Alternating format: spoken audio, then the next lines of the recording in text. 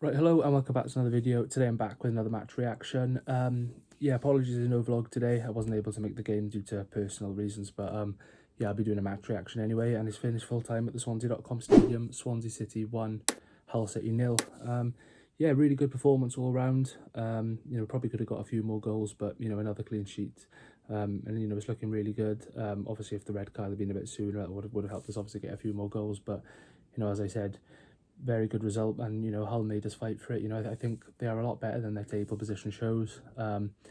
Yeah, I thought they made us fight for it, and the game was decided by a penalty in the end. And we had to hold on and defend after that, and we see now another game with a clean sheet. And it's looking really positive now. 4 games, 4 wins, 4 clean sheets, 5 unbeaten.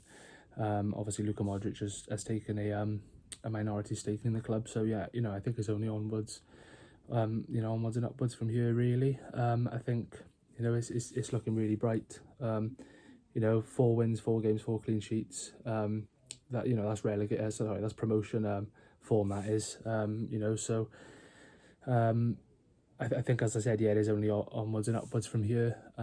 But obviously it's too late for promotion now, but we always seem to do this, don't we, towards the end of the campaign. We start, when the pressure's off, in terms of not really fighting for promotion, not really fighting for relegation. There was obviously worry about relegation, but towards the end of the season we always seem to do this when the pressure's off a little bit.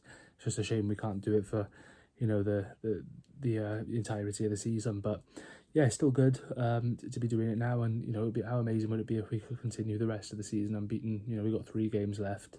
And it'd be even better if we could do that without conceding a goal. But it's going to be tough to do that. But as I said, it's looking really positive, and I think Sheehan's doing an excellent job at the moment. But yeah, going on to player rating, so Vigouroux, I'm going to give Vigouroux an 8. I thought he was excellent again. Got down, made some really good saves, and yeah, another clean sheet for him. Back 4, all were excellent. Josh Key, I'll give him a 7. I thought he was really good going forward. And Tyman, I'm going to give him an 8. I thought he was good both defensively and going forward. He's really turning into a really good player for us this season, and one of our key players, so I'm going to have to give him an 8.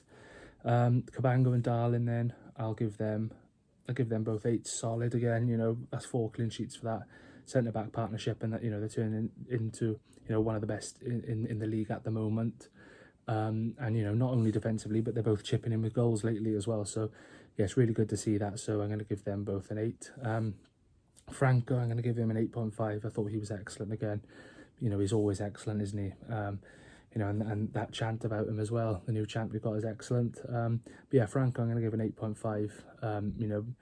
90% of the time he always looks like the best player on the pitch, so yeah, 8.5 for him. Joe Allen, I'm going to give a 7. I thought it was really controlled performance from Allen until obviously he went off. But yeah, really good performance, and he's showing that he can still perform at his age in the Championship.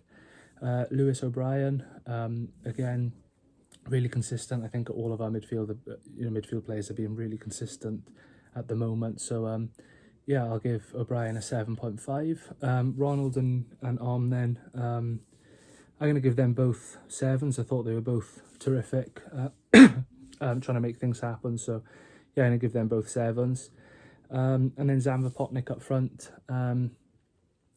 Yeah, Vapotnik obviously got the goal from the spot, but not only that, he obviously was the one who took the shot to get the penalty, for the penalty to be awarded. So yeah, I thought he needed that goal, and I thought his all-round game was really good today as well. So I'm going to give him a 7.5. And then in terms of Alan Sheehan, then again, you got it absolutely spot on. I'm gonna have to give Alan Sheehan an 8. I thought, yeah, tactically spot on, substitution spot on, choice of lineup spot on. And yeah, I think I'd be very surprised. I know a lot can happen in these last 3 games to sort of change the minds of fans and the people higher up at the club, but I'd be very amazed if he didn't get the job going into next season now, especially after these last 4 results. And I'm just seeing on my screen now, it's taking us up to 11th in the table as well. So we're obviously not going to get playoffs, but we're only 6 points off 7th place, so if we can finish as close to that as possible, I think it would be a very good way to end the season, considering where we were at the start. But yeah, Alan Sheehan, I give him an 8.